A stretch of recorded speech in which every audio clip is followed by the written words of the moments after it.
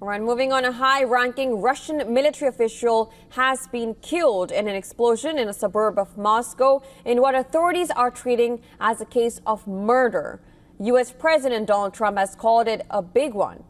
The incident coincides with the arrival of Trump's envoy Steve Witkoff in Moscow for high-stakes talks with President Vladimir Putin. Where did this take place? It took place in Moscow. That was in Washington. That's hitting close to home, right? That's a big one. I'll look at it. If I hear anything, I'll let you know. Russia has detained a man suspected of killing Lieutenant General Yaroslav Moskalik.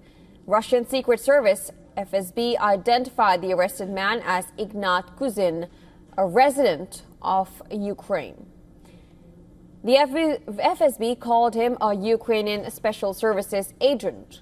The Russian general was killed when a vehicle parked outside a residential complex in Moscow, rigged with an improvised explosive device, detonated. Reports say the bomb was triggered remotely. The general was reportedly on foot when the explosion occurred, leaving the vehicle completely engulfed in fire. Now, these are the images that you see of the charred remains of the white car with its front section torn away. Lieutenant General Yaroslav Moskalik was the deputy head of the main operational directorate of the military's general staff, which is in charge of army operations. Investigators say that the attack resembled previous killings claimed by Ukraine.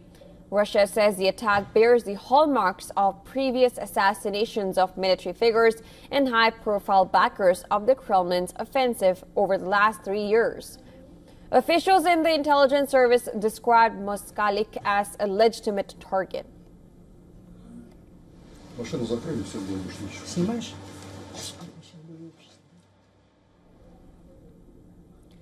Moskalik was considered a rising star and seen as an intelligent and demanding officer. He had participated in several high-level Russian delegations that have met Western officials to try to negotiate a settlement to the conflict in Ukraine. Moskalik played a crucial role in Russia's annexation of Crimea. He took part in the negotiations back in 2015. He was also a member of the Russian delegation during the final round of talks in this format in 2019, which included Ukrainian President Volodymyr Zelensky. He also dealt with Syria, presenting a report on military technical cooperation in Africa and the West Asia at a security forum in Moscow in 2021. While Kremlin blames Ukraine for assassinating its general, there has been no response from Kiev as of now. Ukraine has not claimed any responsibility for the attack.